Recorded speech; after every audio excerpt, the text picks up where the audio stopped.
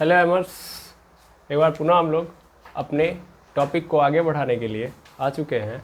इससे पहले वाले वीडियो के अंदर हम लोग आइसोमेरिज्म का फर्स्ट वीडियो देख चुके हैं, जहां पे हम लोगों ने पढ़ा था डिग्री ऑफ अनसेचुरेशन। इस टॉपिक को कंप्लीट करने के बाद हम आ रहे हैं नेक्स्ट टॉपिक के ऊपर। बट इसके पहले मैं आपको पिछले वीडियो के अंदर जो हम लोगों ने डाउट के रूप में रखा था, मैंने उसको क्लियर नहीं किया था बिकॉज वीडियो कट गया था, वहीं पे डन हो गया था। तो हम लोग उसको थोड़ा सा एक बार चर्चा कर लेते हैं उसकी भी, और उसके बाद आगे बढ़ते हैं। जैसा कि हम लोगों ने देखा था कि हमारे पास था C8H8 और फिर एक दूसरा कंपाउंड था C8H8 और O। ठीक है, अब मैंने बोला था कि इसका जो DU है वो कितना है, उसका DU जो है वो 4 है, समथिंग 4 या 5 आ रहा था। यहाँ भी DU कितना आ रहा है, 5 आ रहा है। ठीक है, इसका भी DU 5 है, इसका भी DU 5 है। अब हमने बोला कि भाई इसमें ऑक्सीजन होते हुए भी इसका DU चेंज नहीं हुआ। ठीक है, तो इसका मेन कारण क्या है?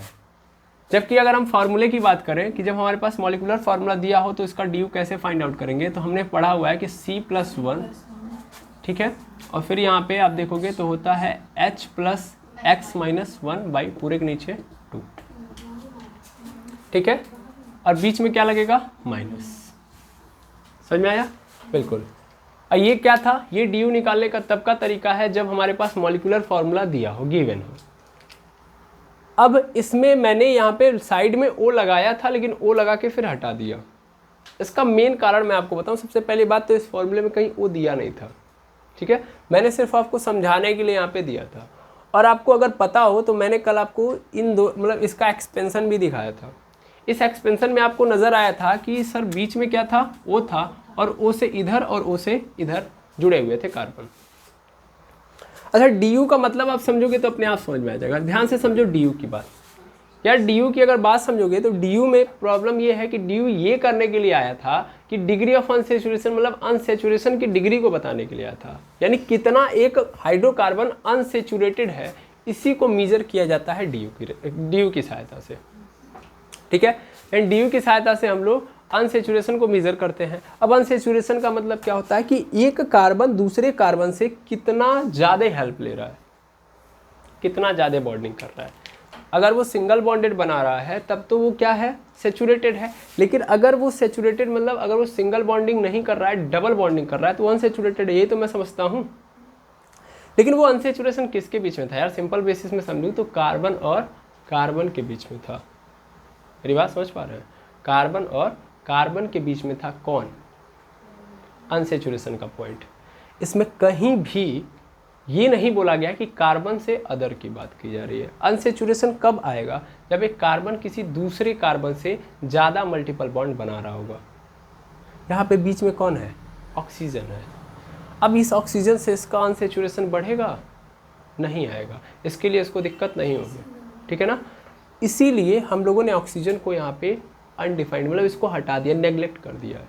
क्योंकि कार्बन के लिए ये डिफेक्शन नहीं करता है, मतलब इसके लिए ये कार्बन को अनसेचुरेटेड नहीं बनाता। इसीलिए DU के अंदर ऑक्सीजन का कोई महत्व नहीं है। लेकिन जो ही इस बात को मैं रखूँगा, तुरंत आपके मन में जो दूसरा कन्फ्यूज़न आएगा, और वो है नाइट्रोजन। कि आखिर आपने नाइट्रोजन को तब क्यों रखा, इस फॉर्मूले के अंदर नाइट्रोजन को क्यों रखा गया है, आखिर नाइट्रोजन कैसे इफेक्ट डालता है? तो यहाँ पे दोनों का एकदम सीधा अर्थ मैं बता दे रहा हूँ। क्योंकि यार नाइट्रोजन ट्रिपल बॉन्डिंग करता है। कितना बॉन्डिंग करता है? ट्रिपल। तो अगर नाइट्रोजन ट्रिपल बॉन्डिंग कर रहा है तो आपको सीधा पता है कि देखो यहाँ पे ऑक्सीजन ने क्या किया है, सिंगल बॉन्ड बनाया। देखिए जो समझा पा रहा हूँ मैं वो समझिए आप।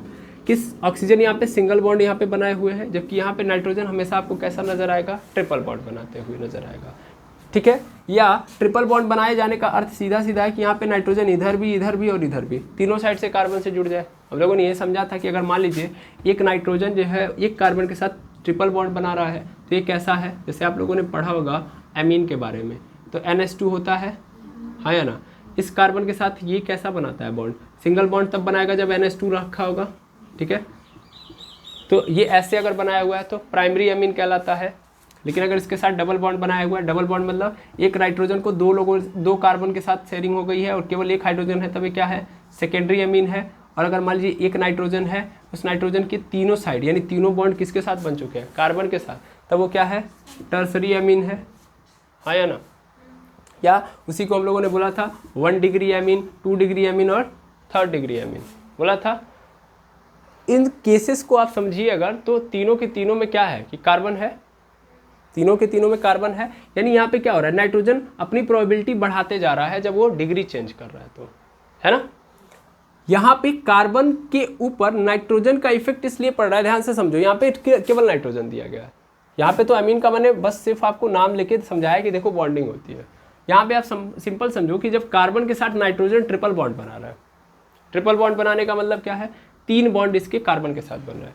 और अगर 3 बॉन्ड बन रहे हैं तो कार्बन जाहिर सी बात है दूसरे के साथ कैसा बनाएगा, सिंपल 1 बॉन्ड बना रहा है। अब अगर मैं इसका नामकरण भी कर रहा हूं तो कार्बन ने क्या किया, 3 बॉन्ड बना लिया ना, बना लिया।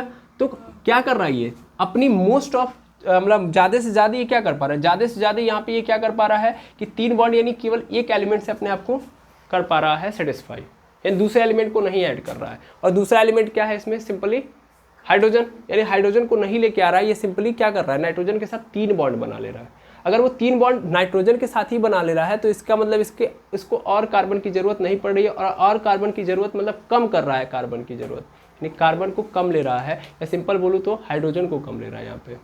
अब इसने नाइट्रोजन को यूज में लिया तो सीधा अर्थ है कि हाइड्रोजन को यूज में कम लिया, यानी हाइड्रोजन की यहाँ पे क्या हो रही है, कमी। और हाइड्रोजन की कमी को ही तो हम लोग बोलते हैं अनसैचुरेशन, क्योंकि हाइड्रोजन यहाँ पे कम यूज हुआ है इस कार्बन के द्वारा। तो अगर हाइड्रोजन की कमी यहाँ पे आ रही है तो सीधा अर्थ है कि अनसैचुरेटेड हुआ, और अनसैचुरेटेड है तो इसका मतलब नाइट्रोजन यहाँ पे इफेक्ट डाल रहा है, क्योंकि नाइट्रोजन अगर ट्रिपल बॉन्ड के साथ आएगा तो 100% ऑक्सीजन की कमी लेके आएगा। अगर ऑक्सीजन की कमी लेके आएगा तो 100% यहाँ पे क्या होगा, अनसैचुरेशन बढ़ेगा। अनसैचुरेशन बढ़ेगा मतलब डी यू यहाँ पे इफेक्टेड होगा।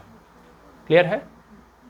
जबकि ऑक्सीजन के केस में देख लो, अगर मान लो ये ऑक्सीजन नहीं होता तो यहाँ वाला कार्बन था, ये वाला कार्बन और ये वाला कार्बन, बड़े अच्छे समझना। यहाँ पे क्या था, बीच में ऑक्सीजन था, तो ये वाला कार्बन इस ऑक्सीजन को हटा दो तो डायरेक्ट इसी से तो जुड़ता। क्या यहाँ पे कोई हाइड्रोजन की ज़रूरत थी, हाइड्रोजन की कमी तभी भी तो नहीं हो रही है, बीच में ही तो था ना ऑक्सीजन। इस ऑक्सीजन को मैं हटा दूँ, अब सीधा जुड़ जाएगा ये कार्बन इससे। क्या ऑक्सीजन की ज़रूरत है, नहीं। यहाँ पे हाइड्रोजन की कमी हुई थी, ऑक्सीजन के आने से नहीं हुई थी, यही कारण है। समझ पा रहे हैं। हाँ, अभी मन में क्वेश्चन आ रहा है कि अगर मान लीजिए डबल बॉन्ड बना लिया, तब अगर C डबल बॉन्ड O के साथ आ रहा है, तब देखिए यह सीधा अर्थ है कि यहाँ पे देखिए कार्बन कार्बन, यहाँ पे हाइड्रोजन की क्या हो रही है, कमी, क्योंकि यहाँ पे ऑक्सीजन नहीं होता तो क्या आता, कार्बन होता। ठीक है, तो यहाँ पे इस ऑक्सीजन के कंडीशन के लिए ये फॉर्मूला दिया ही नहीं गया है। ठीक है ना, यहाँ पे हमेशा जैसे ज़्यादा केसेस में इसने ऑक्सीजन को कैसा देखा हुआ है, उसी केस में रखा हुआ है, इसीलिए वो ऑक्सीजन को क्या मानता है, यहाँ पे जो डी निकाला जा रहा है उसमें ऑक्सीजन को क्या माना जा रहा है कि भाई ऑक्सीजन हमारे हाइड्रोजन की एफिशिएंसी को कम नहीं कर रहा है ऑक्सीजन के आने से। लेकिन जब नाइट्रोजन आएगा, चूंकि ट्रिपल बॉन्ड लेके आ रहा है तो कमी कर दे रहा है ज़्यादा ही हाइड्रोजन की, इसीलिए ऑक्सीजन के केस में और नाइट्रोजन के केस में ये थोड़ी सी दुविधा यहाँ पे रखी गई है कि ऑक्सीजन को यहाँ पे नहीं रखा गया, क्योंकि मोस्ट ऑफ केसेस में आपको ऑक्सीजन कहाँ पे मिलेगा, सिंगल बॉन्ड के साथ मिलेगा, ये माना गया है यहाँ पे। ठीक है, तो इसीलिए यहाँ पे हम लोगों ने ऑक्सीजन को नेग्लेक्ट किया है, यानी ऑक्सीजन को हम नहीं लेते हैं। हमारे फॉर्मूले के अंदर सिर्फ और सिर्फ नाइट्रोजन होगा, सीधा क्लियरिटी यही है इसकी। ठीक है, तो लेक्चर में आगे बढ़ने से पहले आपको हमेशा याद होना चाहिए कि इस ऑक्सीजन से इस DU का लेना देना नहीं है। ठीक है, ऑक्सीजन से DU का लेना देना बिल्कुल भी नहीं है, सिर्फ और सिर्फ किससे लेना देना है, हाइड्रोजन और हाइड्रोजन से और नाइट्रोजन से। नाइट्रोजन आएगा तो कम कर दीजिएगा, बाकी हाइड्रोजन और हाइड्रोजन आएगा तो उसको ऐड कर देंगे। क्लियर है, बिल्कुल। तो आई होप आपको सेकेंड वीडियो का जो डाउट है वो समझ में आ गया होगा। अगर नहीं समझ में आया है तो फिर से कमेंट करिएगा, फिर मैं अलग से बताऊंगा इसको, तब मैं इसके अंदर जाऊंगा, फिर इसको अच्छे से एक्सप्लेन करूंगा। 1 मिनट के लिए मैं पॉज कर रहा हूँ, बाहर कोई समस्या चल रही है तो देख लीजिए।